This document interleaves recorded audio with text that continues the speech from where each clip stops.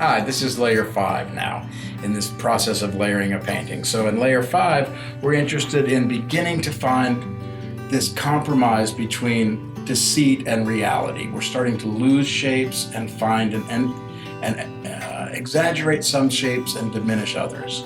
So the first thing I'm going to do is I'm going to try to lose the power of this orange shape by finding a lighter orange that's about the same value as the background to pull into this orange shape.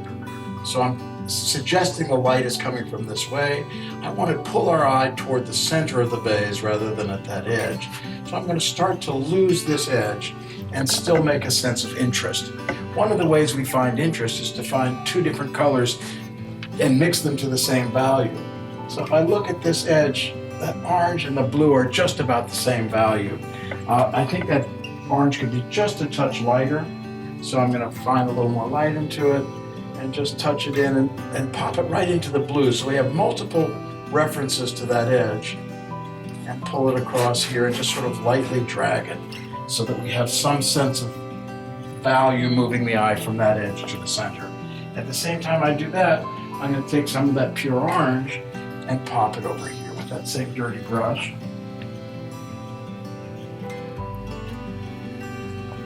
Take some of that pure orange and push it back in to that edge. So we really don't see the process. I just sort of have an effect. So the effect is to gradually move the eye from here to here without seeing an edge. And I've got to do the same thing into these reds. So I'll take that orange and just do a little push stroke into the reds, and then I'll take the red and move it back into the orange. Oh, it's a little too dark, isn't it? The value got way dark. See if we can use it. So as this edge gets light against light, I may move this edge dark against dark. So we're going to try to lose this edge a little bit. At the same time, we've lost that edge.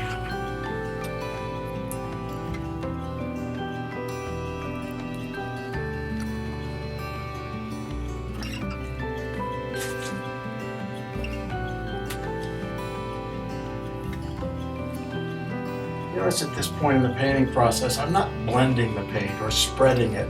I'm finding the right color for the right spot and laying a stroke down and leaving it. And if anything, what I'll do is I'll do a real light. I'm barely holding the brush. There should be enough paint here so that the brush holds itself up. And I'm just going to touch it in so we, again, get an eye movement, this prismatic progression that goes from red to orange without seeing any ridges. And that's a really nice way of, I've lost that edge nicely. This edge I could probably lose a little bit more. So I'll come back with the red and this time throw a little bit of maybe a violet into it, just to come back and play across this edge so that we lose this edge a little bit. And since this edge is dark, that means we're going to have a shadow that may move this way. And so I'm going to start to do the same thing with this tabletop to break up interest in that tabletop by having shapes move this way across the edge. And usually this is the time of the painting on stage 5 where I begin to introduce light into the painting. So by having this edge be lost into the background and this edge be lost into the shadow, I'm indicating that the light is coming in this direction. So that's going to allow me to move the shadows from this way to this way. So I'm going to find a color that's a little bit lighter and find an interesting way to put that down so that by leaving that dark violet where it is, I'm able to create a sense of shadow just by leaving that color and blocking in a background a little bit. Again, that takes power off this edge, so I'll begin to see how this works, moving the eye in that direction, and I'll do the same thing across here. At the same time I'm doing that, I'm going to try to find some light that hits the glass, the water in the glass here.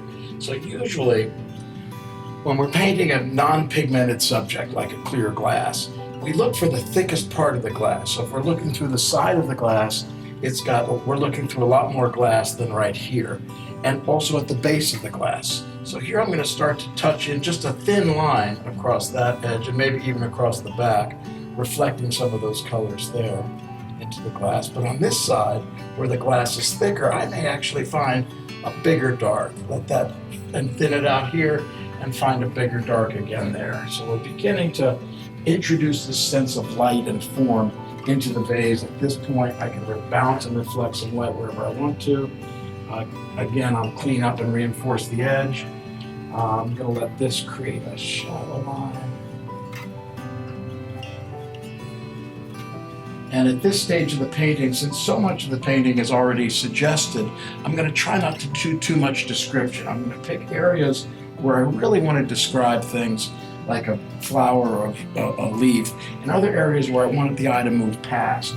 So part of this is going to be getting the right color and the right value to find a water's edge, in this case, and then move the eye down into this shape. So this is a darker version of the background color, and I'll lose that right into the gray, into the green. What a difference that makes, just as I shift that green into a gray that's got the gray mixed with the purple of the background, with the green of the foliage. And I'll do the same thing on this side, but with a brighter color, more of that blue that's there.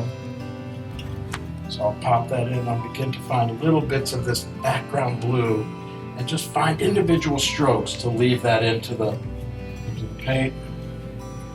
I'll do the same thing back here.